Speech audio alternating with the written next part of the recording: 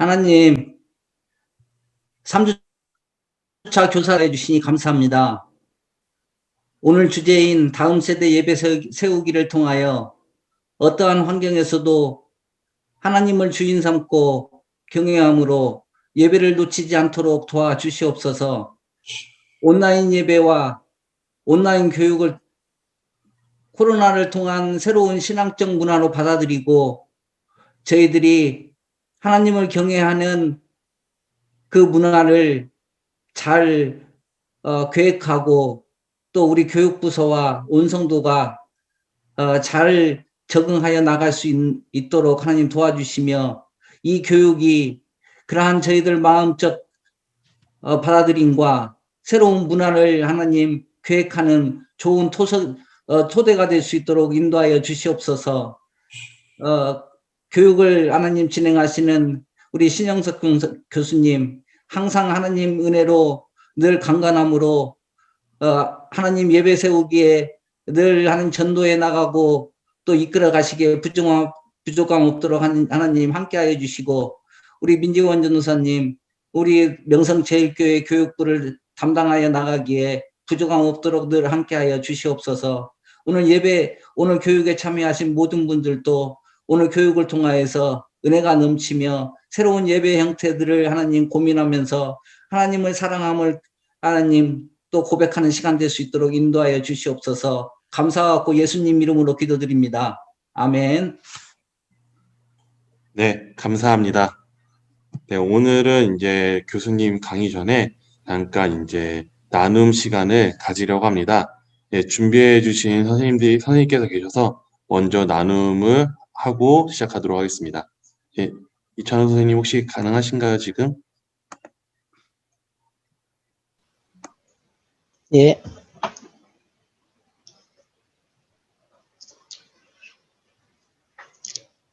네, 안녕하세요. 어하나 불티 TNT에서 부장으로 섬기고 있는 이창규 집사입니다. 네, 조금 떨리는데요. 네, 먼저 온라인 교사대학을 통해 저희 명성제일교회 주일학교 선생님들과 학부모님들을 만나게 되어서 무척 기쁘고요. 참여해주신 모든 분들에게 소중한 시간이 되시기를 소망합니다. 위드 코로나라는 키워드와 함께 2020년 2차 교사 부모대학이 9월 19일과 26일 2주간 온라인 줌 회의를 통해 진행되었고 추석 연휴로 한 주를 쉬고 오늘 3주차 교육을 받으면 되겠다라고 마음을 턱 놓고 생각하고 있었는데 갑자기 교육에 참석하여서 느낀 점에 대해서 나누어 달라는 연락을 받고요. 좀 급하게 준비를 했습니다.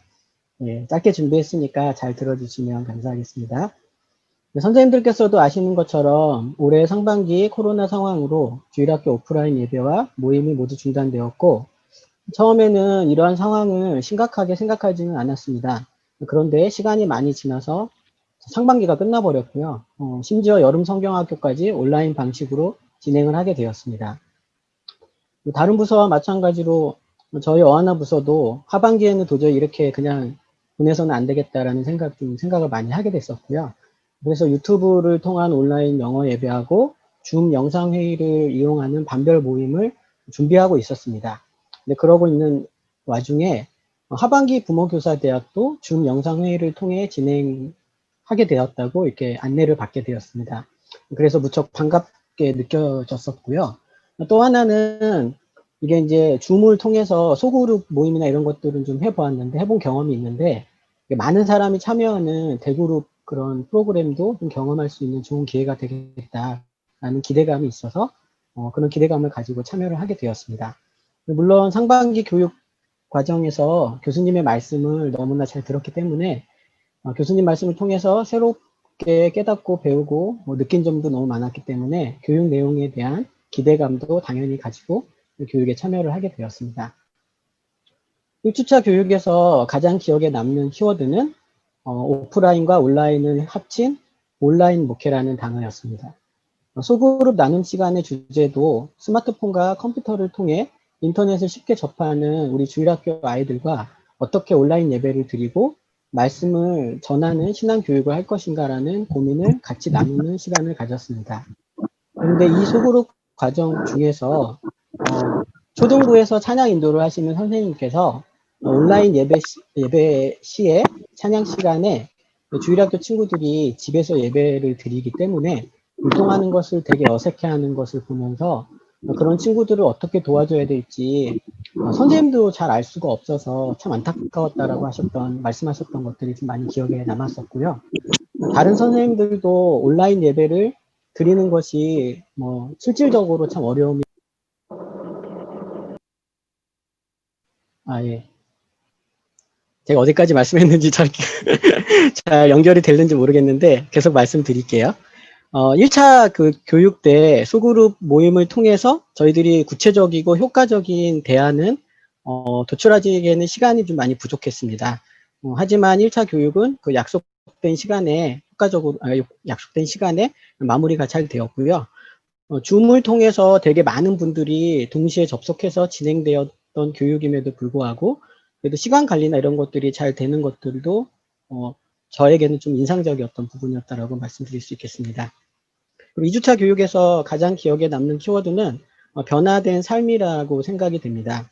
주일학교 교육을 통해 아이들이 신앙에 대한 신념을 갖게 되고 가정사역을 포함한 공동체 활동을 통해 믿음에 동의하고 스스로 행하는 하나님과의 개인적인 교제를 통해 믿음의 결단을 하더라도 우리의 아이들의 삶이 변화되지 않으면 신앙 교육이 완성된 것이 아니고 그럼에도 불구하고 다음 단계 교육이 진행되면 우리 아이들의 삶은 계속 변화되지 않을 것이라는 교수님의 말씀이 마음에 좀 깊이 와 닿았습니다. 왜냐하면 주일학교 아이들을 위해서 많은 선생님들과 교육자분들이 헌신과 섬김이 있는데 왜 우리 아이들의 영적 성장은 느리거나 심지어 멈춰 있는 것처럼 보이는 걸까라는 저 나름대로의 개인적인 고민이 있었는데 이런 부분에 대해서 제가 생각하지 못했던 삶의 변화와 이에 대한 확인이라는 내용을 교수님께서 말씀하셨기 때문인 것으로 생각됩니다. 특히 삶의 변화와 이에 대한 확인이라는 내용은 주일학교 아이들을 대상으로 하는 신앙교육뿐만 아니라 이미 어른이 된 저의 개인적인 신앙에도 적용해야 할 내용이라고 생각하게 되었습니다. 이번 부모 교사 교육을 통해 주일학교 교육에 대하여 교수님께서 많은 말씀을 해주셨고 대부분의 말씀이 이론을 바탕으로 하면서도 실질적인 현장 상황을 고려한 내용이었기 때문에 주일학교 교육 현장에 있는 교사로서 큰 도움이 되었으며 이와 더불어 저의 신앙에 대해 생각해보는 기회가 되어 감사드립니다. 마지막으로 오늘 참석하신 다른 모든 분들에게도 은혜의 시간이 되시기를 소망합니다. 예, 감사합니다. 네, 너무 감사합니다. 네. 이제 다음 주에도 이렇게 먼저 강의 전에 이게 지난주까지의 그 강의를 듣고 느낀 점들을 나누는 시간 그리고 어떻게 변화됐는지 나누는 시간을 가지려고 합니다. 혹시 자원하시는 분들이 있다면은 저한테 연락을 주시면 예, 배정을 하도록 하겠습니다. 그럼 이제 교수님께서 나오셔서 이제 말씀 전해주시도록 하겠습니다. 네, 여러분 안녕하세요. 반갑습니다. 자, 우리 온라인으로 인사하는 것 많이 적응되셨죠? 우리 온몸으로 인사하겠습니다. 여러분 안녕하세요. 네, 반갑습니다. 제가 오늘 오전에는 다른 연구하는 그룹에 가서 강의를 한 적이 있는데요. 연령대가 보통 60대, 70대 분들이 많은 그룹이었어요. 그런데 이런 온라인 안에서의 인사법을 말씀드리고 한번 참여하자고 하니까 정말 어느 청년 못지않게 정말 적극적으로 응답하시며 의사소통하는 것을 보면서 정말 이 시대 앞에 어떻게 하나님이 우리 인도하시나를 고민하는 분들은 시대를 뛰어넘는구나 그런 생각을 하게 됐고요. 또 그런 우리들의 몸의 반응이 또 오늘 우리가 받아들이게 될 이런 교육에 있어서의 우리의 길들을 넓혀놓는 아주 중요한 움직임이 된다고 생각해요. 이 시간에 이 자리에 40분이 넘는 분들이 또 이렇게 들어와 주셔서 같이 이야기를 나눈다는 건 참으로 우리에게 큰 격려가 되는 것 같아요. 왜냐하면 코로나로 인해서 우리 안에 있는 큰 어려움 중에 하나는 어떤 상황이 생각한 것보다 잘 안 바뀌고 또 우리가 기대한 것만큼의 열매가 없는 것, 그것은 우리에게 조금의 어려움을 가져다 주는 건 사실이에요. 그런데 아주 본질적인 낭망을 주는 것까지는 아닌 것 같아요. 그런데 아주 본질적인 낭망을 주는 건 무엇이냐면 이 고난 중에 하나님이 우리와 함께 계시나? 라고 하는 이 질문 앞에서의 확신이 없는 거예요. 그럴 때는 정말 우리에겐 답이 없습니다. 그런데 이렇게 하나님께서 우리에게 무엇을 말씀하시나 C.S. 루이스가 말한 것처럼 메가폰 잡고 외치시는 그 소리를 듣고자 모여든 이 많은 동역자들, 교사분들, 부모님들이 있다는 것 자체가 우리로 하여금 하나님 우리 함께 하시는구나. 이 마음을 같은 마음을 주셨고 우리에게 또 말씀하시며 우리 안에서 일을 해내가시는구나 라는 것을 경험하게 하는 가장 큰 격려가 되지 않나 싶습니다. 그런 의미에서 오늘 이렇게 모이신 분들 여러분 한 분 한 분이 우리 하나님께서 우리 함께 하신다는 증거가 되시는 거거든요. 우리 그런 의미에서 우리 서로를 좀 응원합시다. 우리 다시 한번 박수로 큰 박수로 서로 응원하겠습니다. 여러분 응원합니다. 네, 응원합니다. 그래요. 오늘은 위드 코로나 다음 세대 예배 세우기에 대한 이야기를 하고자 합니다. 오늘도 제가 강의를 하고 또 토론 시간 갖고 또 강의하고 토론 시간 갖고 이렇게 진행하려고 하다 보니까 강의 내용은 많고 또 시간은 적어요. 그래서 압축해서 좀 진행을 하도록 하겠습니다. 먼저 우리 이찬호 선생님 너무 감사를 드리고요. 저도 격려를 받았습니다. 자, 제가 화면 공유를 할 텐데요. 우리 민 전도사님 화면 공유를 좀 풀어주시면 제가 화면으로 강의를 진행하겠습니다. 예, 됐네요. 감사합니다. 자, 위드 코로나 다음 세대 예배 세우기, 다음 세대 예배 이해와 실천에 대한 이야기입니다. 참고로 저는 기독교 교육을 공부했지만 제 주임 교수님은 예배학 교수님이셨습니다. 아주 특이한 형태로 공부를 했죠. 그래서 저의 디파트먼트는 기독교 교육이었고 제 주임 교수님은 예배학 교수님이셨고 그리고 논문 부주임 교수님들이 기독교 교육 교수님이셔서 이 예배와 교육, 예배 안에서 신앙 전수, 예배 안에서 신앙 형성 이런 부분이 저에게는 주된 연구의 현장이었어요.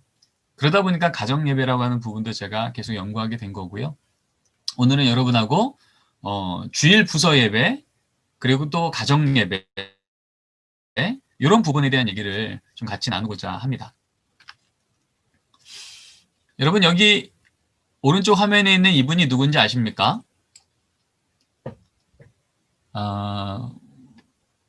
우리 다음 세대 아이들은 너무나 잘 아는 가수입니다. 트래비스 스캇이라고요. 우리 자녀들이나 또 우리 청년들 같은 경우는 포트나이트 많이 아시죠? 네, 포트나이트를 모르면 간첩이라고 말할 정도로 우리 아이들의 그냥 일상의 삶의 공간이에요. 게임 채널인데요. 이 스캇이 자신의 신곡을요, 스테이지가 아니라 우리 아이들이 들어가서 게임하는 게임의 가상 공간 안에서 신곡을 발표한다고 미리 광고를 합니다. 그리고 나서 그 시간에 와서 이제 자신의 신곡을 발표하게 되는데, 자신의 아바타를 가지고 발표를 하게 되는데, 여러분 이 신곡 발표에 실시간으로 이 안에 들어와서 이 곡을 듣고 열광했던 사람의 숫자가 몇 명인 줄 아십니까?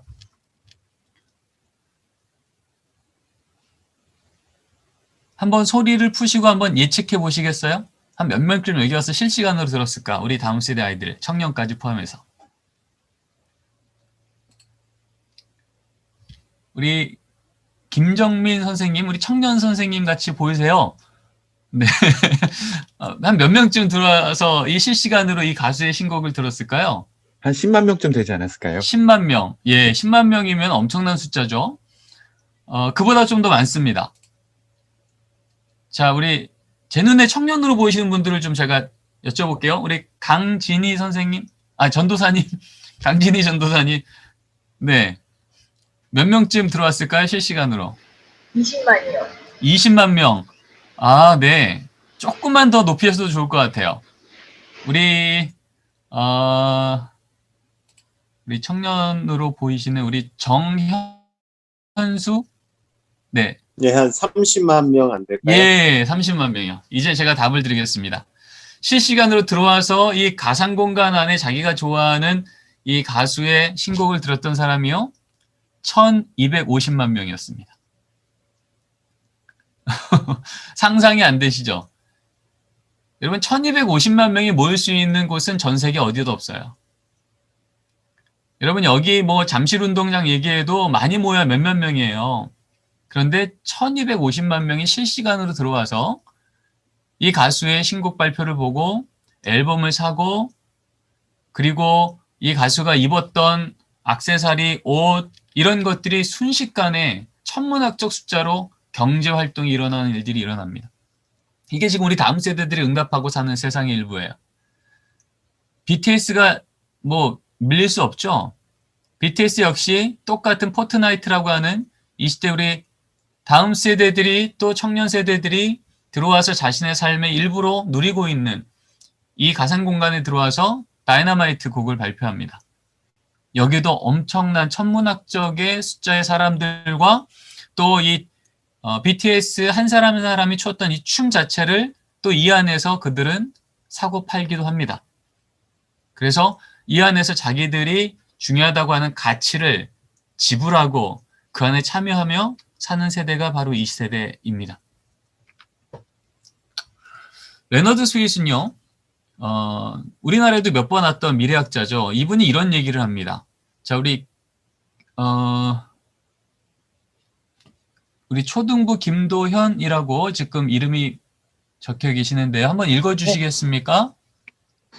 이 세계는 지식을 넘어 경험을, 동의를 넘어 참여를, 사고보다는 이미지를, 단절보다는 관계적 공동체 안에서 반응하고 변화한다. 네, 이게 레너드 스윗이 했던 얘기예요. 경험, experience, 참여, participation, 이미지, 그 다음에 관계적 공동체, 커뮤니티. 그래서 이 앞에 영어 글자 하나씩을 따서 에픽 이론이라고 말하죠. 우리 세대, 부모 세대랑 다르게 삶을 응답하고 해석하고 참여하더라는 거예요. 하워드 가드너 많이 들어보셨죠? 대표적인 교육학자인데요.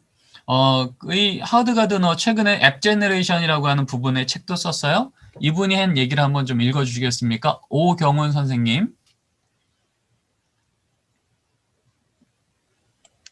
앞으로 미래가 요구하는 인재는 무엇을 갖고 있는 사람이라기보다는 어떠한 마음을 갖고 있는 사람인가가 중요하다. 그 마음은 바로 지식을 넘어선 훈련된 마음, 단편을 넘어선 종합하는 마음, 관습을 넘어선 창조하는 마음, 타인을 존중하고 책임감 있는 윤리적인 마음이다. 네. 지금 우리 다음 세대, 특별히 앱 제너레이션이라고 하는 이 세대들은 어떤 부분에 가치를 두고 받아들이며 자신의 삶을 만들어갈까라고 할 때 이런 부분들을 얘기하게 됩니다. 지식만은 아니라 그 지식이 나의 삶에 어떤 변화를 일으키는 훈련까지 좀 인도해 주세요. 단편적인 것만 얘기하지 말고 종합적으로 나에게 의미 있는 걸 알려주세요. 관습을 반복하라고 말하지 말고 창조적인 부분으로 나에게 좀 다가와 주세요. 내 것을 가지고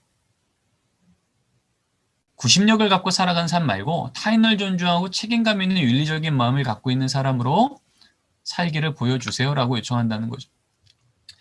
얼마 전에 타계하신 최근에 가장 영향력 있는 예배학자입니다. 이분이 이런 얘기를 했습니다. 우리 손예찬 선생님 한번 읽어주시겠습니까? 오늘날 성서적이고 예전적인 예배 변화의 요청은 형식의 변화라기보다는 본질로의 회복이다. 그 본질의 말씀과 성찬이 있다면 예술과 문화, 예를 들면 음악, 드라마, 그림, 영상 등은 거룩한 보조자의 역할을 하게 된다. 네, 감사합니다. 이 예배학자도 미래 예배를 얘기하면서 이런 얘기를 해요. 어떤 형식, 어떤 스타일을 하면 아이들이 예배를 잘 드릴까? 그렇지 않다는 거예요. 형식의 문제가 아니라 본질이 제대로 드러나면 진짜 예배한다는 겁니다. 근데 그 본질이 뭐냐? 결국 예배의 본질은 말씀과 성찬이 가장 핵심적인 본질의 사건인데 말씀과 성찬이 그들에게 의미 있게 다가가려면 아까처럼 에픽 형태로 가려면 그들에게 이것을 경험시켜 줄 수 있는 예술과 문화, 음악, 드라마, 그림, 영상 이런 것들은 거룩한 보조자로서 역할을 할 수 있겠다. 이런 부분을 우리가 고려해야 된다라고 말을 하더라는 거죠. 콘라드 라이저라고요. 이 종교개혁 500주년 때 우리나라를 찾아왔던 석학이죠. 이분은 이제 4차 산업혁명에도 전문가이십니다. 근데 이분이 그런 얘기를 해요. 우리는 새로운 종교개혁으로의 부르심과 응답자에 서 있다. 이제 우리는 은혜의 실체화를 만들어내야 된다. 500년 전의 종교개혁의 가장 큰 의미 중에 하나는 그 당시에 하나님의 은혜를 교리 안에 제한돼 놓고 하나님의 은혜를 교회 안에 제한돼 놓고 일상의 삶 속에서 체험하고 있는 하나님의 사시는 은혜들을 너무나도 많이 막아놨다라는 거예요. 근데 종교개혁자들이 이것을 열었다는 거죠. 성경도 이제 내 눈으로 읽을 수 있고 내 글자로 읽을 수 있고 하나님의 은혜를 매일매일 고백하고 살아가는 은혜의 실체화를 종교개혁 시대를 통해서 열어냈다는 거예요. 그러면 이 시대에 이제 우리가 해야 될 건 뭐냐? 이 시대 역시 눈으로 보이지 않고 손으로 만져지지 않는 하나님의 은혜를 여기 은혜 있네. 나 은혜 경험했어. 은혜가 있어서 내게 참 행복해. 라고 하는 이런 은혜를 실질적으로 경험할 수 있는 수고를 감당하는 일들을 이제는 우리가 해야 된다는 거예요. 그런 면에서 이제 우리는 예배라고 하는 하나님이 우리를 만나시는 핵심적인 그 자리에 대한 이해를 좀 한번 하고자 합니다. 늘 다음 세대가 무너지고 혹은 부모 세대가 무너졌을 때 하나님이 내가 너희들 다시 세울게라고 할 때 하나님의 대안은 늘 예배였습니다. 왜냐하면 예배야말로 그 모든 무너진 걸 다시 세우시는 능력이신 하나님을 직접 만나는 자리니까. 하나님이 언약하셨고 만나주시기로 우리와 이미 약속하신 그 자리이기에 하나님 자신만이 대안이기 때문에 우리의 무너졌던 현장을 다시 회복할 때마다 하나님은 예배를 내어놓으셨어요. 물심판으로 소망 없을 때 하나님의 새로운 언약으로 예배를 내어놓으셨죠. 그래서 노아가 1년 10일 만에 무트로 땅을 내리자마자 가장 먼저 한 것을 성경은 뭐라고 말해요? 그가 제단을 쌓고 예배를 드렸단 말을 합니다. 예배에서 새로운 세대가 시작한 거예요. 바벨탑 심판으로요. 이 땅 위에 하나님을 아는 사람들이 흩어졌을 그때 하나님이 내가 너로 인하여 큰 민족 이룰게라고 말씀하시자마자 그 아브라함이 응답하며 나갔던 걸음이 뭐예요? 가는 길마다 단을 쌓고 하나님께 예배드렸던 거예요. 속이는 자 야곱이 베델에서 부르심을 받아요. 바로 그 베델의 자리에서 하나님께 예배의 사건을 경험합니다. 출애굽한 백성들에게 하나님께서 출애굽하여서 광야에 나오자마자 하나님이 무엇을 제시하세요? 너희들 이렇게 예배해. 성막 이렇게 만들고 이 순서 따라 예배해. 40년 예배 훈련을 마치시고 난 다음에야 가나안 땅으로 들여보내십니다. 하나님의 말씀이 희겨에 들리지 않았고 여호와의 등불이 흔들리고 있을 그때 하나님이 다시 소망의 세대를 세우실 때 그 사무엘이 어디서 자라나게 하셨어요? 늘 예배가 있는 성소에서. 다윗이 범죄했을 때 어디서 다시 회복됐어요? 예배에서요. 다윗의 장막에서요. 느헤미야를 통해서 이스라엘 백성들 앞에 다시 무너진 예루살렘 성벽을 회복할 때 그 예루살렘 성벽을 회복하는 순서 중에 그 많은 문들 중에 성경은 말합니다. 가장 먼저 양문을 세웠다고. 여러분 여기서 말하는 양문은요. 문이 두 개란 얘기 아닌 거 아시죠? 예배 드릴 때 쓰는 제물, 예배 제물인 양이 들어가도록 구별해서 만든 문이에요. 하나님은 그렇게 하나님의 백성들이 회복할 때 늘 예배를 우선으로 세움을 모델로 보여주셨어요. 2000년 전에 예수님께서 이 땅에 오실 때 성경은 말합니다. 보라, 저기 어린 양이 있다고. 우리의 모든 죄를 등에 지고 가는 어린 양이에요. 어린 양이 어떤 의미예요? 하나님과 우리 사이에 깨어진 관계를 새로 내어지는 새로운 예배의 길을 내는 속죄물이 예수님이셨잖아요. 결국 하나님에 대한은 늘 예배였단 말이죠. 그리고 계시록 4장 5장에 보면 천상에서 예배. 이제 우리가 천국 가면 영원히 드리게 될 그 예배의 그 중심에도 성경은 뭐가 있다고 얘기해요? 어린 양이 그 중심에 있다고 말합니다. 그러니까 늘 예배가 하나님의 백성들이 무너졌을 때 회복하는 그 첫 자리요, 본질적인 자리요, 결정적인 자리라는 겁니다. 그런 의미에서 우리가 지난주에 우리 공부했죠? 신앙이 형성되는 4가지의 영역이 있다고요. 성경에 관한 지식을 전수받고 성경 말씀대로 사는 공동체와 리빙 투게더하고 하나님과 1대1의 친밀한 관계를 갖고 마지막으로 기독교적인 세계관을 가지고 그렇게 실제로 살아가는 걸음까지 가는 것.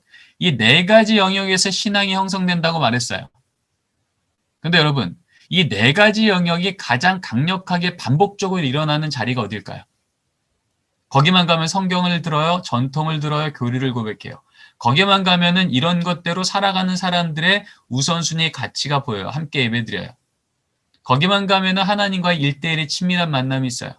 거기만 가면 그 사건 이전에는 보지 못했던 그 사건을 통하여서 새롭게 보게 된 세계관을 가지고 세상을 전혀 다른 사람으로 응답하기 시작해요.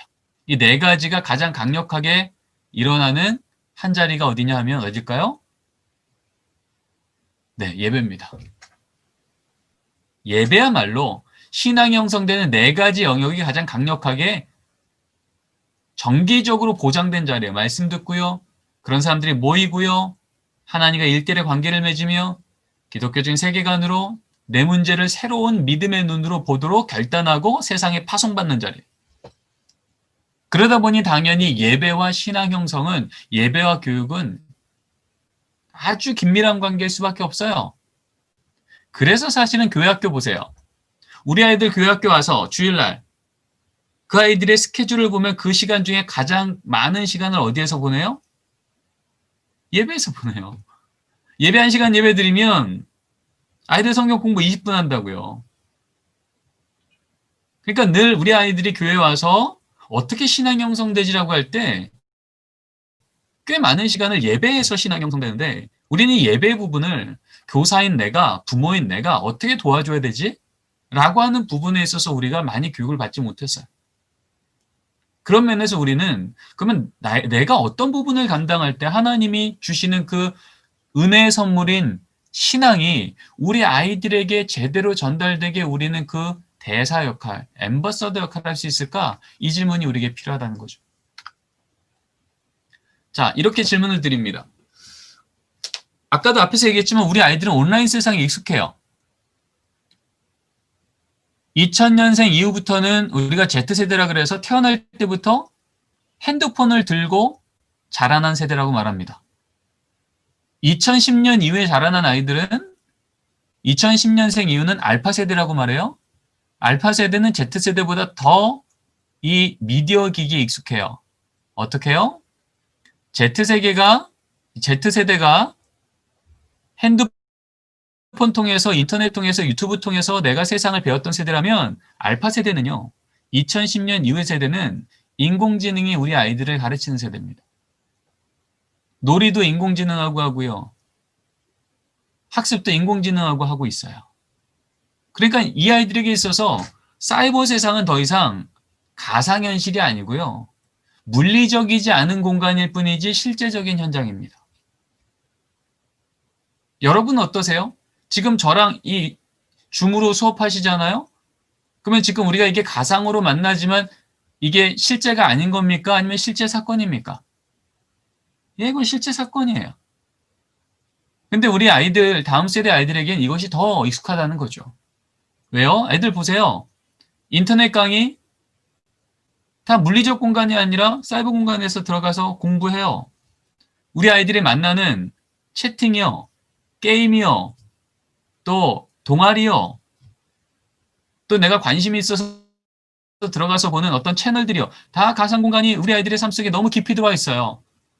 이렇게 익숙한 우리 아이들인데 왜 우리 아이들은 온라인 예배에는 그렇게 힘들어할까요?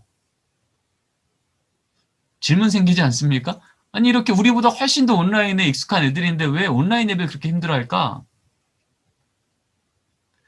제가 이제 매주 우리 중고등부 사역을 감당하고 아동부 사역을 담당하는 전도사님들하고 수업을 하잖아요. 이번 학기에도 수업 중에 하나가 100분 정도 되시는 신대원 분들하고 하는 수업이에요. 매주 물어봐요. 이번 주에는 어떤 일이 있습니까? 어떤 이슈가 있어요? 어떻게 목회하고 계세요? 그런데요, 제가 이 온라인 예배에 대한 부분을 좀 토론을 할 때 들었던 인상적인 얘기는, 제가 똑같은 질문을 했죠. 여러분, 왜 우리 아이들이 온라인 세상이 그렇게 익숙한데 굳이 온라인 예배만은 힘들어할까요?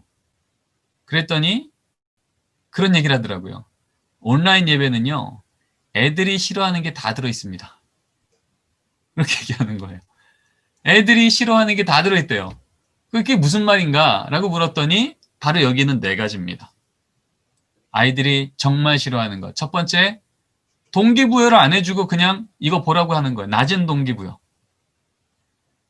여러분, 온라인만큼이 초공간화, 초시간화지만 이렇게 강점이 있음에도 불구하고 아주 비효율적일 때가 있어요. 그거는요, 자발적인 참여가 없으면 온라인 교육은 꽝입니다. 아무리 많은 컨텐츠가 나한테 와도, 아무리 많은 이메일이 나한테 와도 내가 자발적으로 들어가 클릭하고 보려고 하는 의지 없으면요, 그거는 의미가 없더라는 거예요. 근데 우리는 온라인 자료 만들어서 보내주면 우리가 너무 많은 수고를 하고 보내줬으니 아이들이 응답하겠지라고 생각해요. 뭐 한두 번 아이들이 감동받아 할 수는 있지만 지속적으로 가기에는요, 그냥 컨텐츠 자체만으로는 너무나 낮은 동기부여라는 겁니다.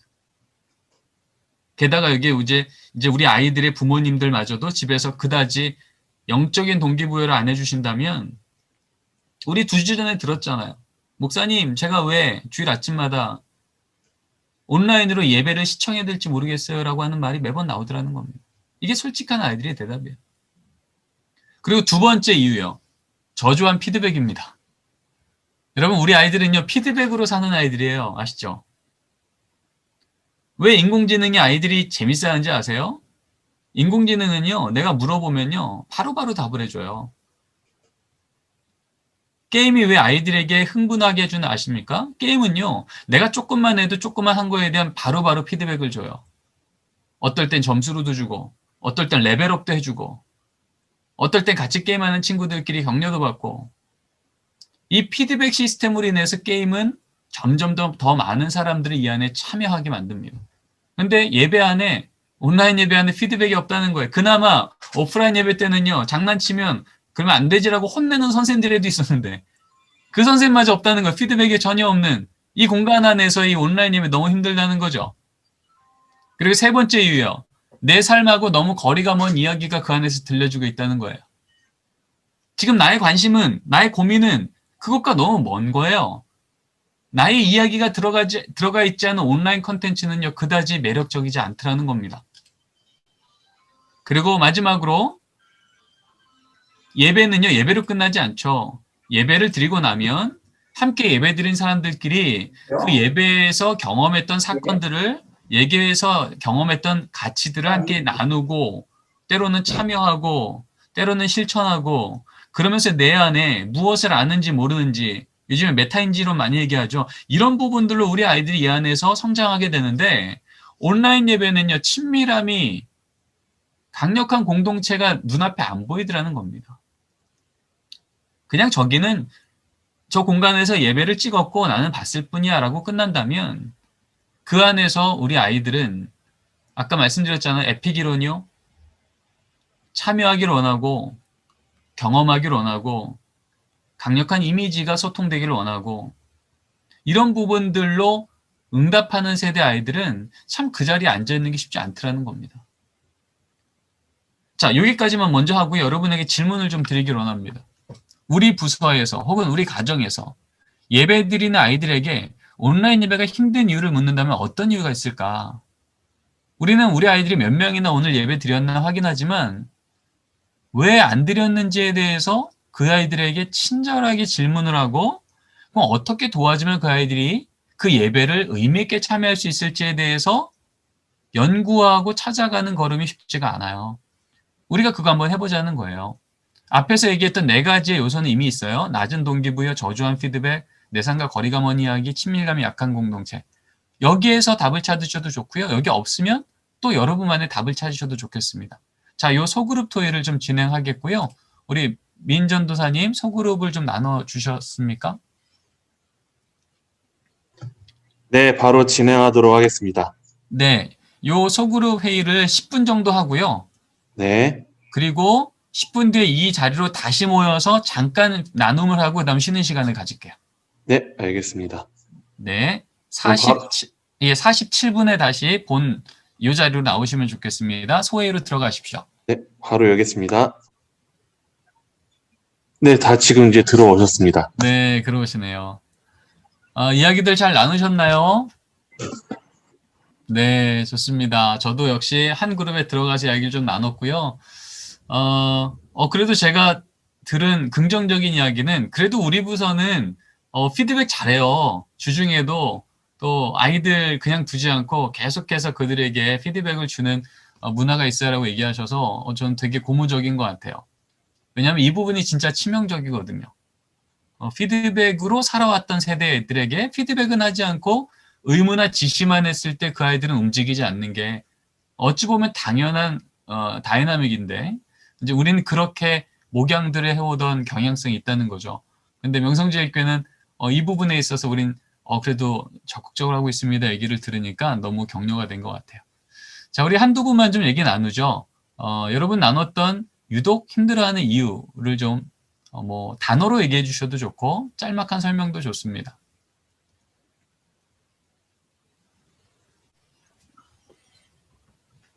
자리를 비우셨네요. 그럼 다른 분 혹시 또 있을까요? 그럼 제가 지목을 하도록 하겠습니다. 오랜만에 뵙는 표혜지 선생님 혹시 나눠주실 수 있을까요? 네, 안녕하세요. 이제 저는 아직 초등부 교사로, 아기 낳고 나서 초등부 교사로 아직 복귀를 못해서 이제 아이들이 어느 것에 대해 정확히 어려움을 겪고 있는지 잘 모르는 상태였어요. 근데 오늘 이 나눔 통해서 제가 속한 이 초등부에서 아이들이 어떻게 힘들어하고 있는지를 좀 들을 수 있어서 되게 감사했는데, 일단 저희 그 부장집사님의 박희상 부장집사님께서 이제 나눠주신 이야기인데요. 이제 아이들 특성상 원래 장난치는 거 좋아하는데 이제 아무래도 온라인에서는 막 채팅으로도 장난치고 아이들이 이제 관심 받고 싶어 하다 보니까 여러 장난들을 많이 치는데 이제 그런 장난들을 이제 치는 상황에서도 만약에 이제 실제 예배였다면 이제 선생님이 또 이렇게 옆에서 하지 마 이렇게 또 해주고 하는데 이제 그런 제재가 없으니까 아이들 또 더 이제 관심 받으려고 장난도 많이 치고 이러다 보니까 이제 예배를 또 방해하는 요소가 된다고 하셨더라고요. 그리고 뭐 가끔 이제 뭐 연결이 원활하지 못하거나 이런 상황적인 부분에 아이들이 많이 집중력이 흐트러지고 또 실제 대면하는 그런 예배에 대해서는 실제로 얼굴을 보면 왠지 더 설교도 잘 이해되는 것 같고 더 마음에 와닿는 것 같은데 왠지 모르게 이제 화면으로 듣는 전도사님 말씀이 더 선생님조차도 어렵게 느껴지고 네, 그런 부분들이 있다고 하셨어요. 그리고 또 이제 제가 느낀 거는 사실 저는 이제 중등부 교사인 이제 남편을 보면서 느낀 건데 실제로 친구들이 진짜 많이 예배를 드리면 2명 정도 듣고 진짜 안 들을 때는 1명도 안 들을 때도 있더라고요. 그래서 어떻게 이러지? 그래서 저는 이제 친구들의 문제라고만 좀 약간 너무 열정이 없어졌나 이런 생각을 했는데 오늘 이제 그 교수님이 말씀해 주시는 내용 들으면서 아무래도 아이들은 진짜 그러니까 저조차도 예배는 공동체라고 생각을 했는데 이런 낮은 공동체 그러니까 그런 공동체가 약화되는 부분이랑 또 피드백이 많이 부족하다 보니 그래서 이번에 중등부에서 수련회 하시는데 이렇게 그 오늘 코너에 대한 상금으로 에어팟 프로를 거셨다고 하시더라고요. 그래서 진짜 이게 엄청난 아이들에게 큰 동기부여가 돼서 좀 더 많이 좀 참여를 이끌 수 있겠다. 물론 물질적인 게 중요한 건 아니지만 아무래도 아이들의 관심을 유도하는 데는 좀 그런 부분들이 많이 노력을 해야겠다는 생각이 들더라고요. 네, 여기까지입니다. 네, 감사합니다. 교수님 더 이제 나눔 받을까요? 아니면은 또 네, 우리 더 나누고 싶은데 오늘 뒷시간에 또 강의가 남아 있어 갖고요. 우리 그러면 7분만 쉬고 3시에 두 번째 강의 시작해도 될까요? 네. 네. 예, 그러면 우리 3시에 시작하겠습니다. 우리 박수로 첫 번째 세션 마치겠습니다. 수고하셨습니다. 네. 이제 예배에 대한 얘기를 좀 본격적으로 할 텐데요. 짧은 시간에 이 예배의 본질 그리고 우리 예배 안에서 어떤 부분을 우리가 감당해야 될지에 대한 얘기를 나누려고 하다 보니까 제가 최대한 압축해서 좀 설명을 드리겠습니다. 예배에 대한 정의가 많습니다. 그 많은 정의들을 모으면 결국 두 단어가 남습니다. 예배는 하나님의 은혜에 대한 우리의 감사입니다. 그것이 주일 예배, 또 부서 예배, 가정 예배 모두 마찬가지예요. 예배란 이름이 들어간 모든 사건은 하나님의 선제적 은혜가 있고요.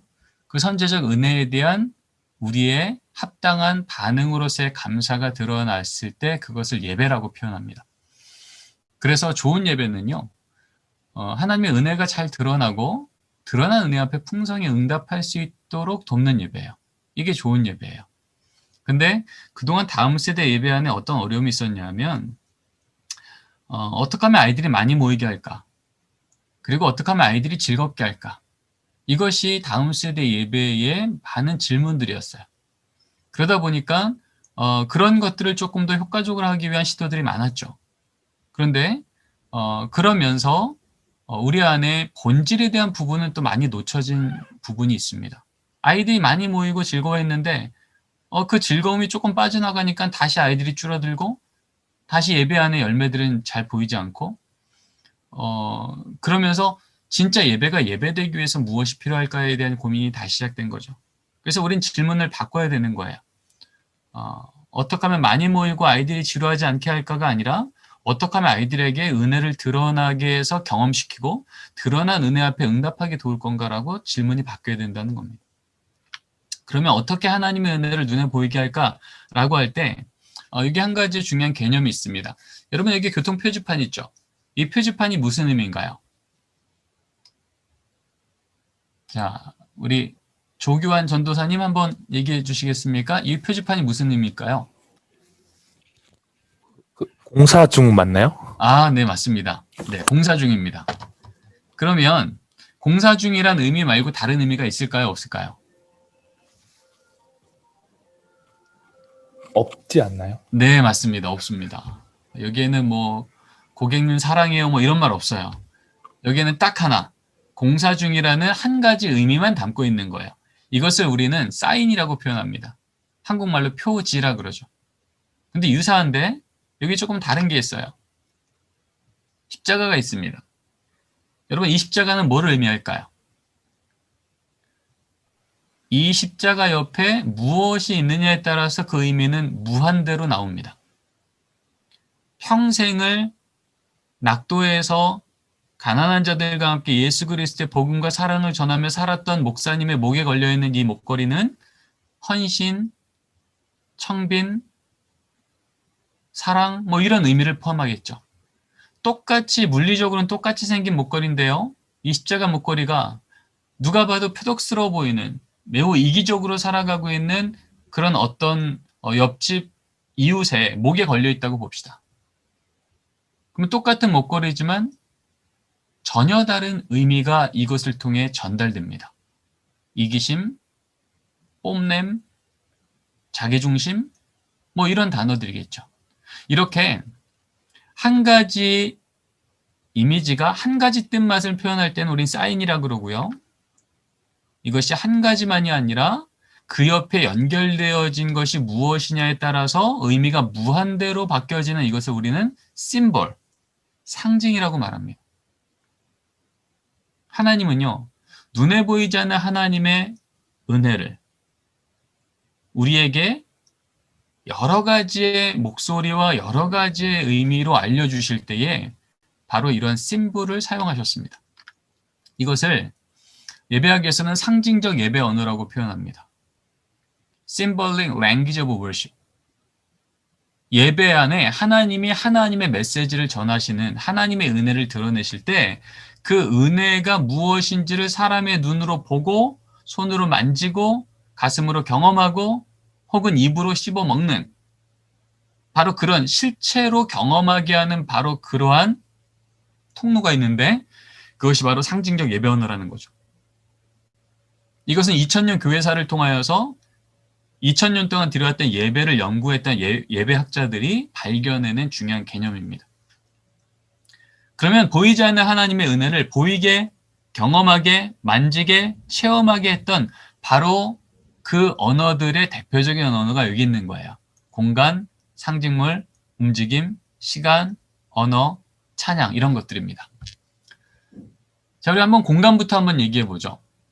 여러분, 만약 담임 목사님이요, 1시간 뒤에 우리 집사님 댁 방문할게요 라고 말하면 여러분 뭐부터 하십니까? 네, 청소부터 하시겠죠? 왜 청소부터 하실까요? 담임 목사님이 청소 점검하려고 오시는 거 아니잖아요. 그쵸? 근데 왜 우리는 모두 약속한 것도 아닌데 모두 청소부터 할까요? 왜냐하면 딱 들어왔는데 문을 여는 순간 발 디딜 틈도 없이 빨래거리와 아이들 장난감이 가득 있다면 그렇게 1시간 뒤에 갈게요 말씀하신 목사님이 들어오다 말고 말하겠죠. 아유 집사님 오늘은 제가 준비 안 됐는데 왔네요. 다음에 올게요. 그 말은 무슨 얘기예요? 공간 자체가 메시지라는 겁니다.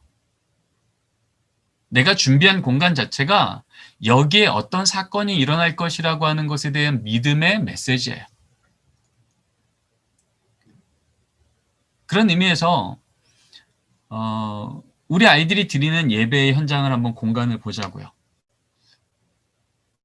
아이들이 주일날 아침 10시에 온라인으로 자기 방에서 예배를 드려요. 그러면 적어도 10시 전에 30분 전에 1시간 전에 부모님이 가서 확인을 하죠. 너 30분 뒤에 예배 드릴 준비 됐니? 라고 하는데 사실 그 옆에 뭐 책이며 과자며 뭐 자기 노트며 옷이며 너저분하게 널려 있으면 우리는 그 공간만으로도 알죠.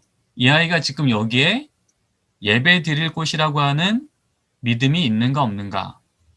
그냥 예배 시청하겠네. 우린 충분히 예측할 수 있다는 거죠. 그럼 초대교회 때부터요. 교회를 세울 때 초대교회 그 건물의 그 바닥을 보면요. 십자가 모형으로 건물을 지었던 것을 볼 수 있습니다. 많은 건물들이.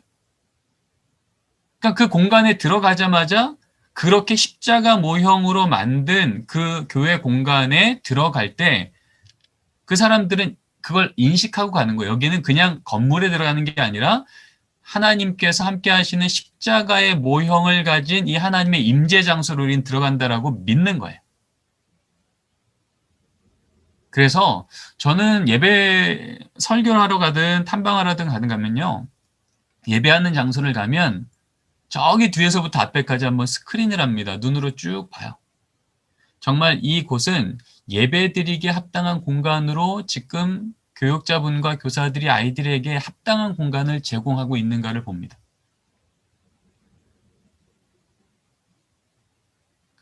아이들도요.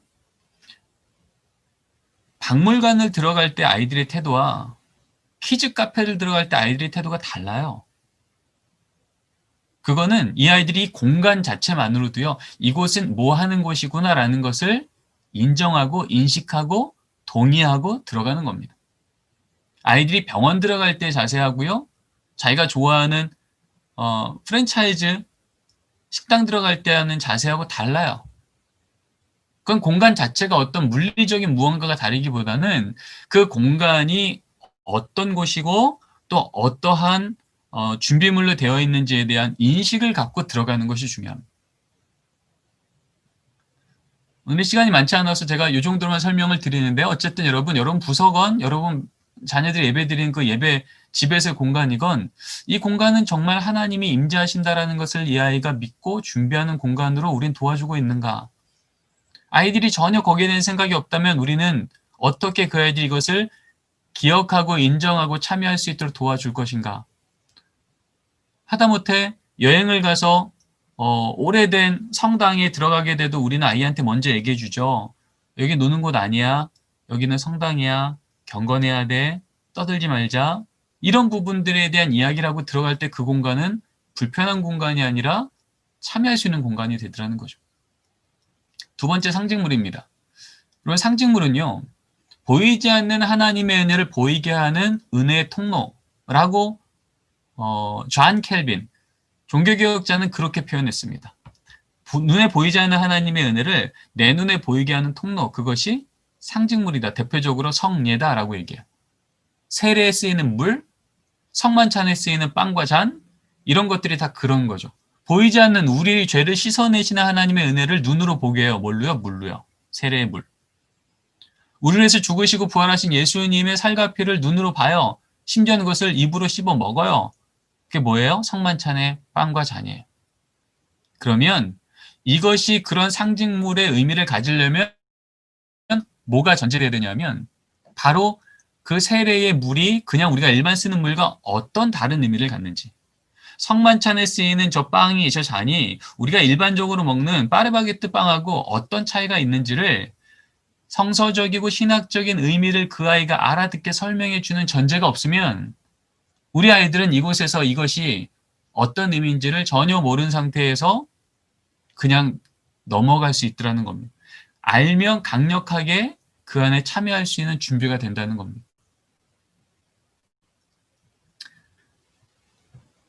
누가 봐도 냄새나는 신발이 우리 집 앞에 떨어져 있는 거예요. 사람들이 볼 땐 쓰레기겠죠. 근데 자세히 보니까 신발이 우리 아빠 신발이네. 새벽부터 밤까지 우리 가정을 위해서 애쓰시고 헌신하시는 우리 아버지의 신발이네라는 것을 아는 순간 이 자녀는 이건 쓰레기가 아니라 우리 아빠의 귀한 신발인데 누가 여기다 놨어라고 들고 집으로 가져간다는 거죠. 의미를 알면 거기에 대한 태도가 달라지는 거예요. 특별히 이제 좀 있으면은 대림절이 오잖아요. 대림절 때 이제 초를 놓고 5번의 초를 불을 하나씩 켜가면서 아이들이 예배를 시작하고 참여해요. 근데 왜 아이들이 거기에 불을 붙일 때 그 초에 별 의미를 갖지 않을까? 의미를 잘 모르면 도대체 저게 초에 불을 붙이는 게 어떤 의미인지, 그래서 예배에 쓰이는 상징물들에 대해서는 우리 아이들이 기본적으로 어떤 의미와 어떤 뜻을 갖고 있는지를 알려주어야 됩니다. 움직임이요. 움직임은요, 머슬스 메모리라 그래서요, 몸이 기억하는 거예요. 우리가 하나님을 깊이 만났을 때 나도 모르게 나왔던 찬양할 때 손 높이 드는 나의 모습, 또 회개할 때 무릎을 꿇고 고개를 깊이 숙였던 나의 모습, 바로 거기에서 만난 그 하나님의 경험은요, 내가 이제 하나님, 저 여기서 또 그 하나님 만나기 원해요, 찬양하기 원해요, 회개하기 원해요, 그럴 때 나도 모르게 그 제스처가 다시 나오는단 말이죠. 그 제스처는 단순히 나의 육체적인 움직임이 아니라 나의 마음에 있는 하나님을 향한 나의 표현을 육체를 통해서 보여드리는 거룩한 상징의 자세예요. 이게 하나의 메시지가 된단 말이죠. 그런 의미에서 우리 아이들이 예배 시간에 너 조용히 앉아있어? 라고 말하는 것이 좋은 예배자로 만든다면 우리는 이 움직임이라고 하는 부분을 멈춰놓는 거예요. 예배는 조용히 앉아있는 자리가 아니라 그 시간마다 찬양 시간, 기도 시간, 말씀 시간, 봉헌 시간, 시간마다 내가 묵상하고 인정하는 은혜에 대해서 응답할 수 있도록 적극적으로 아이들이 움직일 수 있도록 도와줘야 되는 자리인 거죠. 여러분, 시간은 어떻습니까? 5월 8일 날 봤던 어머니의 뒷모습과 5월 7일 날 보는 어머니의 뒷모습이 같을까요? 다를까요? 전혀 다르죠. 왜 달라요? 물리적으로는 똑같아요. 근데 왜 5월 8일 날 보는 어머니 뒷모습은 그 뒷모습에서 사랑이 느껴지고 안 보이던 희생이 느껴지고 눈물이 날 정도로 감사함이 보일까요?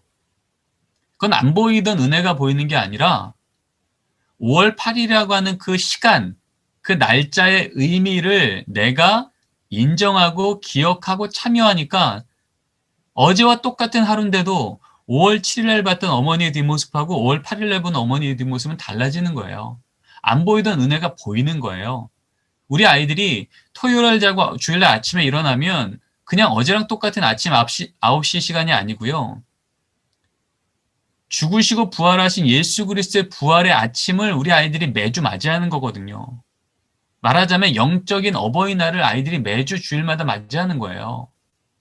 근데 그 의미는 설명해 주지 않고 다시 기억나도록 돕진 않고 아이들에게 도덕적이고 윤리적인 주일이니까 그 시간 앉아있어 라고만 말한다면 그렇게 앉아있는 어버이날에 아무런 의미와 감동도 없이 그냥 그 자리에 앉아있는 자녀의 모습을 보는 부모의 모습이 기쁘겠냐고요. 그렇지 않다는 거죠. 그런 의미에서 초대교회 때부터 그리스도인들은요, 특별히 시간관에 대해서는 교회에서 끊임없이 교육했습니다. 우리는 1월 1일이 첫 해의 첫날이라고 얘기하지만 초대교회 때부터 그리스도인들은요, 대림절 첫 주 첫날이 한 해의 첫날이었어요.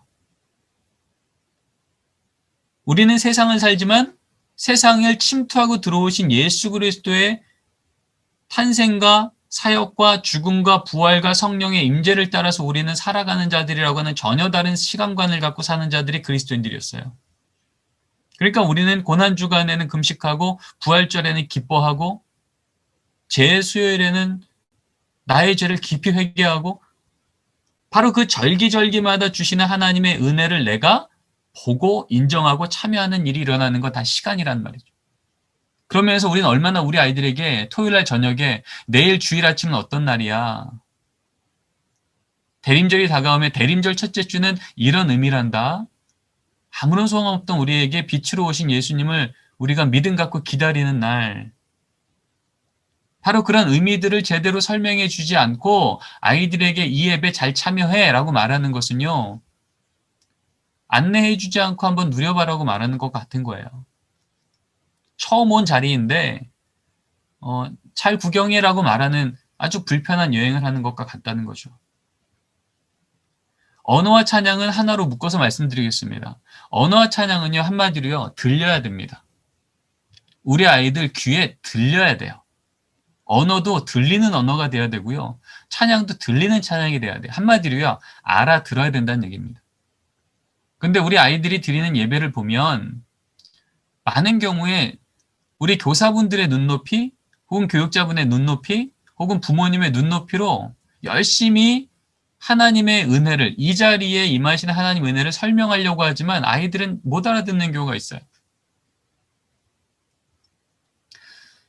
참고로 제가 교회 탐방들을 종종 다녀요. 현장에서 어떻게 아이들이 예배드리나 보려고. 여러분, 제가 이름만 대면 아시는 교회인데요. 거기도 제가 한번 탐방을 했는데 유아부 예배였습니다. 3세, 4세, 5세 아이들이 드리는 예배실이었어요. 제가 저를 소개하고 탐방하겠습니다 말씀드렸더니 오케이 하셨어요. 그러면서 거기 부장 권사님이 저한테 그러는 거예요. 교수님, 우리 유아부 아이들 3세, 4세, 5세 아이들이 얼마나 경건하게 예배드리는 줄 아세요? 보시면 깜짝 놀라실걸요? 그러시는 거예요. 근데 제 안에 의심의 영이 충만했죠. 도대체 3세, 4세, 5세 아이들이 경건하게 예배드린다는 게 뭘까? 너무 궁금했습니다. 그리고 이제 예배가 딱 시작되는데 아니나 다를까 찬양 선생님이 딱 나오셔서 찬양을 하는데 오른손 딱 들고 그러시는 거예요. 허무한 시절 지날 때 깊은 한숨 내쉴 때. 근데 놀라운 건요. 그 찬양으로 첫 찬양을 시작한 선생님도 놀라운데 더 놀라운 건 거기 앉아있는 3세, 4세, 5세 아이들이 허리 꼿꼿이 펴고요. 똑같이 오른손 높이 들고요. 허무한 시절 지날 때 이 찬양을 하고 있더라고요. 분명히 다 부모님 손잡고 왔는데요. 고와 같이 너희를 이 찬양을 다 부르고 앉아있는 거예요. 이게 뭘까? 과연 저 아이들이 허물한 단어를 알까? 고와 같이 너희를 버려두지 않는다는 의미가 뭔지를 알까? 오히려 이 아이들은 이 예배를 지금 자유롭게 참여하는 게 아니라 나의 행동을 통제하고 혼내준 선생님 앞에 혼날까 혼나지 않을까를 긴장하고 참여하는 모습은 아닐까? 분명히 상징적이라고 하는 건 그 안에 의미가 전달될 때 그 의미가 경험되어지는 통로인데 이 아이는 이 시간을 어떤 시간으로 경험할까? 평안할까? 기쁠까? 기대될까? 감사할까? 저는 그 부분에서 그렇지 않을 가능성이 높겠다 싶었습니다. 제가 이렇게 탐방 다닐 때 제 딸이 같이 다녀요. 꽤 예전 얘기죠. 제 딸이 유치원 때 얘기인데요. 저한테 묻는 거예요. 아빠, 예수님이 왜 감옥 가셨어? 그러는 거예요. 예수님이 감옥 간 게 아니라 사도 바울 아니야? 그랬더니 예수님이래요. 그래? 어디 얘기야? 그랬더니 유치부 예배 시간에 선생님이 이제 대표 기도를 하는데 계속 그러더라는 거예요. 구속하신 예수님, 구속하신 예수님.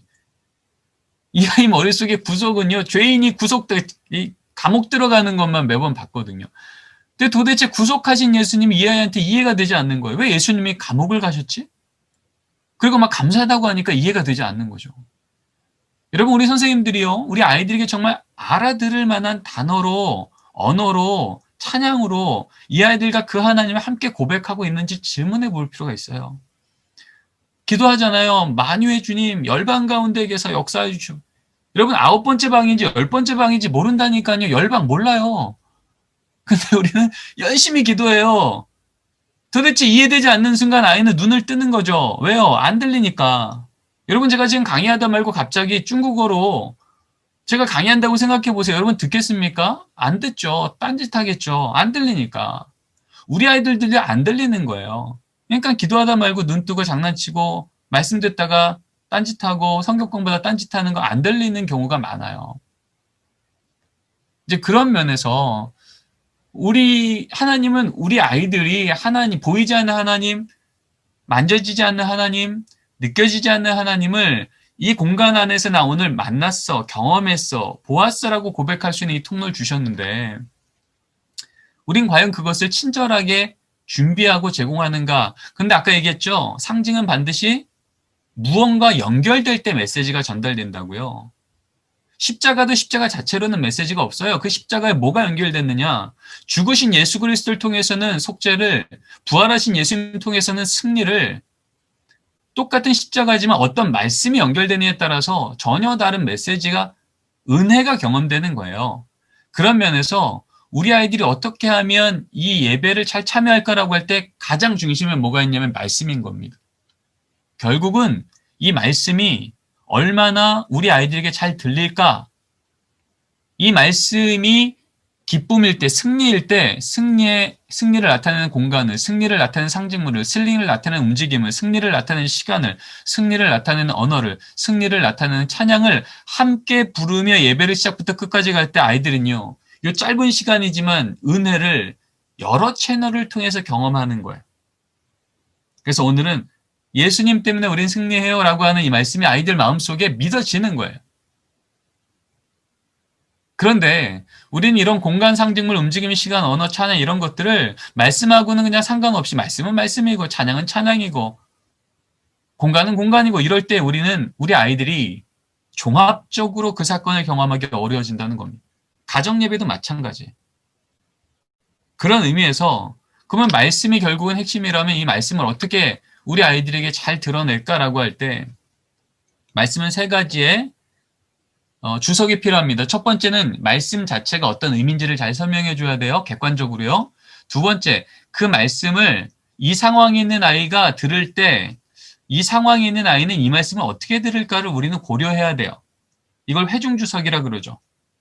똑같이 하나님이 지혜 주시는 하나님이라고 하는 이 본문 주석을 말씀으로 오늘 예배를 드려요. 그런데 똑같이 지혜 주시는 하나님인데 이번 주에 우리 회중 주석을 보니까 우리 아이는 이번에 기말고사 치는 날이에요. 혹은 어떨 때는 우리 아이가 이번에는 기말고사가 끝나고 이제는 좀 자유롭게 놀 수 있는 바로 그 주간을 맞이하는 휴일이에요. 똑같은 메시지지만 회중의 상황이 어떠냐에 따라서 그들을 향해서 주시는 이 말씀이 어떻게 해석되느냐는 또 달라지는 겁니다. 이것은 결국 누가 할 일이냐? 말씀을 선언하는 목사님, 전도사님이 하실 일이고 두 번째로는 그 똑같은 말씀 갖고 아이들하고 성경 공부를 하게 될 우리 담임 선생님들, 또 집에서 신앙적 대화를 나누게 될 부모님들, 이런 분들이 이 말씀이 지금 우리 자녀의 이 상황에는 어떤 의미일까에 대해서 묵상하고 준비하는 이 과정이 이 아이가 이 예배를 의미 있게 참여한 아까 얘기했던 내 이야기하고 연결되어진 말씀으로 들을 수 있는 끈이 연결되더라는 겁니다. 그래서 우리 선생님들은요, 우리 반 아이들이 이번 한 주간 어떻게 살았는지를 정기적으로 점검하셔야 돼요. 어떨 때는 하나님은 우리 아버지와 같아 너희를 보호해 주셔라고 말을 하고 있는데 그 주간에 우리 아이들을 보니까 부모님하고 관계가 너무 안 좋은 애들이 많은 거예요. 아버지하고 관계가 너무 안 좋은 애들이 많은 거예요. 그러면 아버지와 같이 보호하시는 하나님이라고 하는 본문 주석, 이 말씀이 이번 주 선포되었고 그 말씀은 진리 맞지만 이 진리가 아이들한테 오해되어서 전달될 수가 있다는 거예요. 그럴 때 이 예배는 은혜가 아닌 거예요. 아이들한테 불편함이 될 수 있다는 거예요. 그런 면에서 우리는 본문이 어떤 뜻을 갖고 있는지에 대해서 정확히 주석을 하고 해석을 하고 그 말씀이 우리 아이들 어떤 상황에 있는 아이들한테 이 말이 어떻게 전달될까를 고려해야 되고요. 그리고 이 말씀대로 나는 나 주서 나는 정말 이 말씀대로 살고 있는가? 메신저인 내가 메시지를 전달하기에 합당한 자로 나는 이것 앞에 반응하고 있는가를 스스로 점검하셔야 돼요. 이 세 가지의 주석을 갔을 때 그때야말로 비로소 이 말씀을 가지고 예배를 드리고 이 말씀을 갖고 성경 공부를 하고 이 말씀을 가지고 이 아이의 한 주간을 피드백할 때 이 말씀은 아이들한테 의미 있어지더라는 겁니다. 그때 아이들은 오늘 이 예배가 나한테 의미 있었어. 시청한 게 아니라 이 예배가 나한테 이런 메시지를 주네. 나한테 이러한 변화 요청을 주네. 라고 하는 마음의 두드림이 생기더라는 겁니다. 특별히 제가 이 회중주석의 기본권이라는 단어를 썼는데요. 요즘에 저는 우리 아이들을 볼 때 이 기본권에 대한 생각 많이 합니다. 여러분, 유엔에서 정해놓은 우리 아이들에게 기본적으로 제공해야 될 기본권을 말하고 있어요. 어느 나라든 상관없이 부자 나라건 가난한 나라건 상관없이 모든 나라는 적어도 우리 아이들에게 이 정도 기본권을 보장해 주세요라고 하는 게 있어요. 그 기본권 중에 하나가 신체를 바르게 건강하게 성장할 수 있도록 도와주는 것, 잘 먹이고 잘 입히고 안전한 공간 제공하는 것, 또 한 가지는 권의 기본권이에요. 아이들이 합당하게 만날 친구를 만나게 해주고 또래를 만나게 해주고 그래서 그 나이에 맞는 사회적인 활동을 할 수 있도록 도와주는 사회적인 기본권. 또 한 가지는 우리 아이들이 마음껏 뛰어놀 수 있는, 그래서 신체를 활용하고 사회권을 마음껏 뛰어놀 수 있는 사회적인 학습의 기본권들을 제공하라고 말하고 있어요. 근데 지금 이 코로나19로 인해서 우리 아이들은요, 기본권을 많이 상실했습니다. 우리 아이들이요, 유치부 아이들, 초등학교 1, 2학년 아이들이요, 운동장에서 못 뛰어놀고요, 친구를 못 만나고요, 학교를 못 가고요, 정상적인 그 나이대의 의사소통과 사회활동을 못하니까 아이들이 기본권을 제한받으니까 어떻게 될까요? 코로나 블루가 되는 거예요. 심지어 코로나 블랙이 되는 거예요. 기본권을 제한받으면 아파집니다. 기본권을 제한받으면 정상적인 생활을 벗어나는 결과가 나오게 돼요. 근데 우리는 아이들한테 그러죠. 코로나니까 그건 당연한 거야. 친구 못 만나. 열심히 공부해. 시간 많지? 집중해. 여러분, 이것은 우리 아이들에게 기본적인 기본권마저도 무너진 상황을 오히려 우리는 위로하고 격려하고 기회가 되는 대로 그 기본권을 열어주려고 노력하는 것들이 우리의 기본적인 자세가 되어야 되는데, 이런 부분은 상황이 이러니 그냥 너희들 기본권도 다 제한받고 있어. 대신 하던 공부는 계속 해야지. 이렇게 나아갈 때 우리 아이들은요, 기본권마저 제한받는 이 회중위에 아이들의 삶의 이 감정적이고 정서적이고 사회적이고 관계적인 이 결핍의 이 상황 앞에서 정상적으로 예전과 같이 응답하지 못하는 것을, 너 왜 이렇게 예민하니? 너 왜 이렇게 요즘에 신앙 떨어진 것 같아? 이렇게 응답하는 것은 지혜롭지 못할 수 있다는 거죠. 그래서 일만 스승이 있을 때 한 아비가 필요하다 그랬잖아요. 아비로서의 마음이요, 숙제조가 했는지 안 했는지를 점검하는 게 아니라 이 아이가 못할 때 왜 못하지? 어떤 부분이 결핍됐을까? 내가 어떻게 도와줘야지 지금 이 더딘 이 걸음을 조금 더 빠르게 걸을 수 있을까? 감정을, 관계를, 사회를, 믿음을, 정서를, 이런 부분들에 대해서 우리가 같이 피드백 주는 거, 아까 얘기했던 그런 응답해 주는 거, 이런 것들이 우리 안에 적극적일 때, 그때 우리 아이들은 그 관계 안에서 경험되어지는 온라인 예배일지라도 그 안에서 의미 있게 참여하며 하나님의 은혜를 그들은 인정하고 경험할 수 있다는 거죠. 결론입니다. 여러분 이제 소그룹 모임 하셔야 될 텐데요. 한 가지만 더 할게요. 엘리베이션 처치라고요. 미국에서 온라인 예배 가장 잘 드리는 교회 중에 하나예요. 근데 이 교회는요, 늘 예배 시간 전에 뭐 하냐면 이런 거예요. 뭐 하는 걸까요? 우리 서숙희 선생님 뭐 하는 걸까요? 게임하는 것 같은데요. 게임이요. 예. 예배 전에 왜 게임하는 걸 아이들한테 보여줄까요? 아이들의 마음이 좀 열릴 수 있도록 그쵸? 네. 네, 두 가지입니다. 하나는 말씀하신 것처럼 아이들이 예배 전에 그냥 아무런 감정의 변화 없이 그냥 예배 시청하지라고 오지 않고 예배 전부터 아이들이 기대를 하는 거예요. 여기 들어가면 뭔가 재밌는 게 있어. 아이들이 흥미를 집중시키고 또 여기 들어가니까 못 만났던 선생님이 있고 우리 부모님이 있고 또 친구들도 때로 초대받아서 오고 이번 한 주간 내 친구들은 어떻게 살았는지를 이 예배 5분 전, 10분 전에 같이 인터뷰하면서 보는 거예요. 아유, 얘도 이렇게 살았구나. 아유, 재밌었겠네. 그러면서 이 안에 하나의 커뮤니티, 공동체성이 예배 전부터 만들어지고요. 예배 끝나고 나서는 이걸 합니다. 담임 목사님인데요. 예배 끝나자마자 아주 편안한 집안의 복장으로 바꿔 입고요.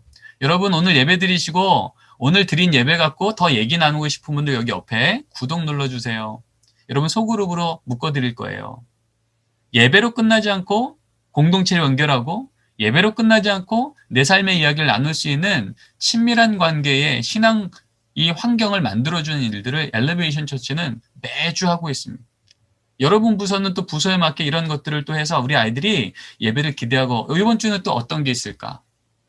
뭐 아까 얘기한 것처럼 뭐 에어팟 정도는 아니겠지만 뭐 작은 뭐 선물일지라도 집으로 배달하는 자료일지라도 우리 아이들이 이 안에서 그래 나는 이 교회에 속했지. 그래 난 이 부서에 속했지. 그래 우리 선생님 전도사님은 내 이름을 기억하지. 예배 전부터 이 줌을 통해서 의사소통을 하고 인사를 나누고 이런 중에 예배가 시작할 수 있도록 노력을 하더라는 겁니다. 오늘 두 가지를 얘기했어요. 온라인 예배 아이들이 힘들어하는 이유는 이런 4가지 정도의 이유가 있다고 했어요. 낮은 동기부여, 저조한 피드백, 내 삶과 거리가 먼 이야기, 친밀감이 약한 공동체. 우리는 어떤 부분을 회복해야 될까? 상징적 예배 언어는 이런 6가지가 있다고 했어요. 공간, 상징물, 움직임, 시간, 언어, 찬양. 우리 아이들이 합당하게 예배 참여할 수 있도록 친절한 상징 언어를 만들어야 되고 또 그 중간에 있는 이 말씀. 어떻게 하면 우리 아이들에게 들리는 말씀이 진짜 나에게 내 상황에 주는 말씀일지 고민할 수 있게 하는 겁니다. 자, 이제 소그룹 토입니다. 우리 부서 예배 혹은 가정 예배에 적용할 건 무엇인가? 이 6가지의 상징 언어와 말씀에 대해서 그리고 오늘 강의 중 마음에 남는 한 단어는 무엇인가? 이것에 대해서 우리 소그룹 토리 10분 정도 하도록 하겠습니다. 그럼 바로 소그룹으로 나누도록 하겠습니다.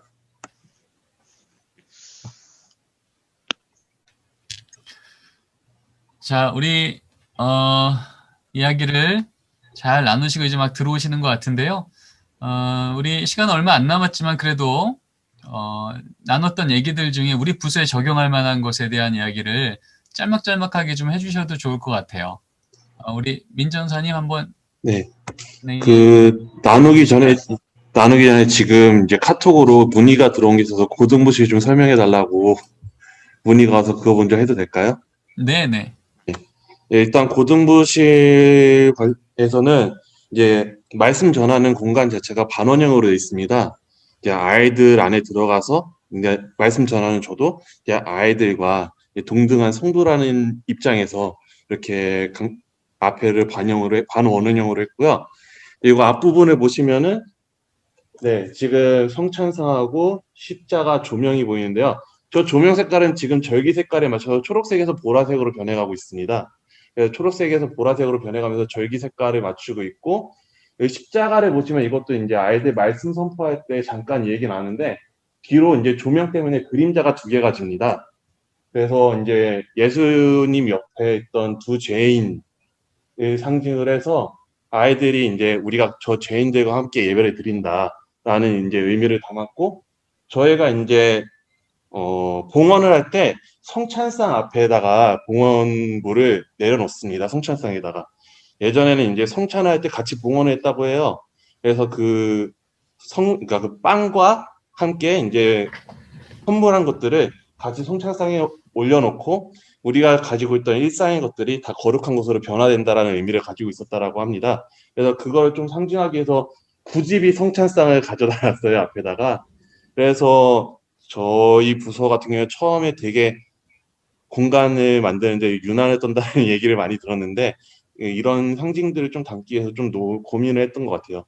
예, 저한테 문의를 주셨던 분이 좀 도움이 되셨으면 좋겠네요. 또 그 외에 이제 나눔하실 분 있으면은 예, 이야기해 주시면 감사하겠습니다. 손을 들어 표시해 주시면 감사하겠습니다. 유년부 최하은 선생님 한번 나눠주시겠어요? 네, 들리실까요? 네? 네, 잘 들립니다. 네, 저희는 조금 언어적인, 그러니까 용어적인 면에서 얘기를 조금 나눴었고요. 저가 맨 처음에 나눴었는데, 저는 이제 교수님 말씀하셨던 것 중에, 저도 모르게 되게 아이들한테 엄격한 잣대를 들이댔었던 거. 그러니까, 제 유년 시절에는 분명히 사실 더 했을 텐데, 이제 그거는 생각을 못하고, 제가 이제 경건의 모습을 이렇게 취하고 싶어서 아이들한테 어쩌면은, 좀 이렇게 엄격한 잣대를 들이댔을 수도 있겠다라는 생각을 좀 했었던 것 같아요. 저의 경우는 그랬고, 이제 다른 선생님 한 분께서는 이제 지난주에 이제 공과 공부 끝나고 이제 아이들한테 이제 뭐 이렇게 궁금한 점이나 이런 거 있니? 뭐 얘기했었을 때 아이들이 복음이 뭐예요? 라고 물어봤다라고 해요. 근데 이거를 어떻게 설명을 해줘야 될까? 어떤 말로 쉽게 아이들이 이해할 수 있게끔 잘 설명해 줄 수 있을까? 라든지 아니면 이제 기도하던 중에 아까 말씀하셨던 것처럼 기도하던 중에 뭔가를 막 뭐 이렇게 주님께 올려드립니다. 근데 애들 입장에서는 뭘 올려드리지? 라든지 그러니까 알게 모르게 너무 그러니까 교사 입장에서 아이들이 당연히 의뢰 생각하고 있겠거니 이해하고 있겠거니라고 조금 무심하게 지나치지 않았나 그런 좀 언어적인 면에서 많이 이야기를 나눴습니다. 이상입니다. 네, 또 나누실 분이 계시면은 손들어서 표시해 주시면 감사하겠습니다. 그럼 부모님들 중에 혹시 은미영 선생님 가능하실까요?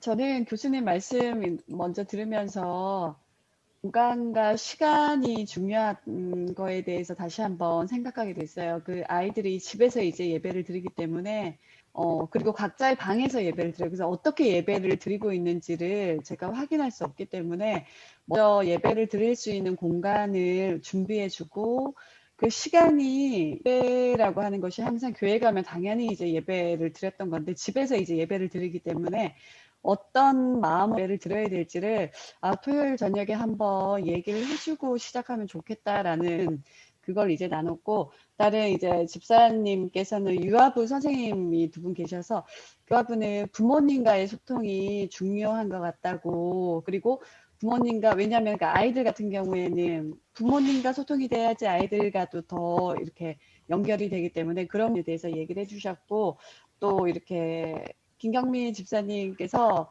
정말 말씀해 주신 게 너무 좋았던 게 아이들한테 이제 기대를 하게 해준다고 이렇게 얘기를 하셨고 이제 학교 선생님이시라 이제 중학생 아이들에게 이제 수업을 하면서도 뭐 퀴즈를 낸다고 중간중간 아이들이 좋아하는 거를 해주면서 저도 이렇게 중학생 아이를 보면서 너무 이 온라인 수업을 하면서도 이렇게 아까 교수님이 얘기하신 것처럼 시간이 남으니까 더 공부해라. 라고 얘기를 했었는데 그게 아이한테 너무 불이 됐겠구나. 이 선생님 말씀을 들으면서 그거를 하면 안 되는데 엄마로서는 그게 당연히 끝나면 시간이 너무 많아 보이는 거예요. 그래서 그 시간에 네가 부족한 거 더 해라라고 했는데 그리고 이제 친구들과의 만남을 온라인으로밖에 못하는데 엄마 나 친구랑 만날 수 있게 게임밖에 없어. 근데 게임을 지금 왜 해? 이라고 얘기를 했었어요. 근데 그 부분도 약간은 허용을 해주면서 그리고 이제 아까 말씀하신 게 강요하지 않으면서 안내자의 역할을 이렇게 해야 된다고. 그게 이제 예전에 들었던 내용인데도 다시 한번 또 생각하게 됐고 기분 좋을 때 미리미리 일을 해서 아이가 다시 이제 이런 행동을 하더라도 그걸 기억할 수 있게끔 해야 된다는 말씀을 나눠주셨는데 그거를 우리 그 어하나 아이들한테 저는 이제 1, 2학년 아이들과 중학생 아이들을 같이 지금 하고 있는데 너무 다른 거예요. 근데 이거를 아이들한테 초등학생 아이들한테도 기분 좋을 때 미리미리 얘기를 하면서 준비하고 중학생 아이들한테는 제가 중학생 부모지만 잘되는 게 너무 많거든요. 그래서 이런 부분을 잘 배워서 아이들한테 기대감을 주면서 예배를 준비할 수 있도록 해야 되겠다라는 생각을 하게 됐습니다. 네, 감사합니다. 교수님 더 이제 받을까요? 아니요. 네. 너무 잘 얘기해 주셔서 우리에게 함께 배워가고 함께 반추할 수 있는 좋은 나눔들이 있어서 너무 감사를 드립니다. 약속한 시간이 다 돼서 사실 오늘 이야기는 이제 다음 주가 마지막 강의인데 다음 주하고 연결이 되는 얘기예요. 다음 주는 이제 우리 다음 세대와 행복하게 대화 나누는 것, 즐겁게 대화 나누는 법에 대해서 배울 텐데 오늘 나왔던 얘기들 중에 다 못한 얘기들이 그때 조금 더 자세하게 나눠줄 수 있을 것 같고요. 또 여러분의 현장 얘기들이 조금 더 들고 와 주시면 그거 갖고 또 같이 얘기 나누면서 우리가 전 연령대 다음 세대들과 어떻게 의사소통을 잘할 수 있을까, 행복한 대화를 나눌까, 정말 행복의 근원이신 하나님 이야기를 함께 나눌 수 있는 그런 대화의 공간을 어떻게 만들 수 있을까, 그 부분에 대한 얘기를 좀 기대하면서 다음 주에 모였으면 좋겠습니다. 저는 여기서 마무리 짓겠고요. 우리 민재원 전사님 마무리 좀 해주시면 좋겠습니다. 네, 알겠습니다. 광고로 하자면 이제 이번 주가 3주차고 다음 주가 이제 4주입니다. 이제 다음 주에는 다음 주까지 해서 이제 혹시 빠진 회차가 있더라면은 못 들으신 회차가 있더라면은 제가 이제 매주 링크를 보내드리는 그 링크를 통해서 강의를 들으시고 이제 저희 오리엔테이션 자료에 보면은 메일 주소가 있을 거예요. 그 메일로 감상문을 보내주시면은 출석한 걸로 인정을 해드릴 거고요. 그리고 저희가 이제 독후감 과제가 있는데 그거는 이제 강의 후 그 다음 주까지 제 메일로 보내주시면 됩니다. 그래서 이제 두 개는 이제 가정 예배에 관련된 거, 그리고 하나는 이제 오늘 이제 강의 내용과 관련된 책인데요. 읽으시면서 같이 이제 부서 안에서도 나누시면 좋을 것 같습니다. 네, 선생님 한 가지 공지할게요. 네, 교수님 이제 부모 교사 세미나를 1학기 때 진행을 했었고, 사실 1학기 후속으로 우리가 실천할 수 있는 프로그램을 짜가지고 우리 교육 각 부서 차원에서 진행을 하고자 했었는데, 그런 계획을 가지고 했었는데, 그리고 또 2학기 때 2차 교육을 통해서 우리가 부족한 것들을 보완해 가려고 했는데, 코로나가 갑자기 이제 좀 활성화되고 그러면서 저희가 그 계획을 못 해왔습니다. 그런데 이렇게 다행히도 또 1회 때 했던 그것을 실천하지 못했지만 2차 교육을 지금 받고 있고, 그래서 1차, 2차 교육을 연합해가지고 이어서 저희들이 이 코로나 시대에 맞춰서 프로그램화, 우리 교육 현실에 맞춰서 각 부서에서 어떻게 할 건지 프로그램화를 해서 그걸 내년도에는 실천할 수 있도록, 아니면 꼭 내년이 아니더라도 올 11월, 12월부터라도 부서에서 어떻게 적용을 할 건지 그 부분을 주 안건으로 해서 10월 18일 오후 4시에 부장님들과 전도사님들 해가지고 교육부 회의를 하고자 합니다. 그래서 사전에 좀 준비하셔서 회의에 임해 주시고, 그때 구체적인 추가적인 안건들은 별도로 공지하도록 하겠습니다. 네, 이상입니다. 네, 감사합니다. 그러면 이제 공지는 다 끝났고요. 기도함으로 이제 마치도록 하겠습니다. 기도하시도록 하겠습니다. 하나님 아버지, 참으로 감사합니다. 우리에게 하여금 이렇게 교사 부모 대학을 진행하면서 정말 우리가 이 시대 가운데 어떻게 하나님의 말씀에 응답하고 우리 자녀들에게 전수할 수 있을지 점검해보는 시간을 가질 수 있게 하시면 감사합니다. 아버지, 우리가 오늘 이 들은 것들을 잊지 않고 우리에게 주어진 수많은 것들을 모두 다 사용하여서 하나님의 말씀에 온전히 응답할 수 있는 우리 명성제에게 교회 학교들 그리고 가정들이 될 수 있도록 인도하여 주시옵소서. 바라기는 이 교회 학교를 진행함에 있어서 정말로 가정과의 연계가 많이 필요하다는 것을 다시 한번 느끼는 나눔들이었습니다. 하나님, 정말 우리 가정과 교회 학교가 긴밀하게 연계되어서 정말 가정에서도 이 예배를 위해서 정말 힘을 쏟을 수 있는, 전심을 다할 수 있는, 여기 교회 학교에서도 이 예배 하나를 위해서 전심을 다할 수 있는 그런 교회들 될 수 있도록 아버지 역사해 주옵소서. 이 모든 말씀 살아계신 예수 그리스도의 이름으로 기도드렸습니다. 아멘. 네. 네, 너무 감사합니다. 수고 많으셨습니다. 감사합니다. 응원합니다. 수고하셨습니다. 감사합니다.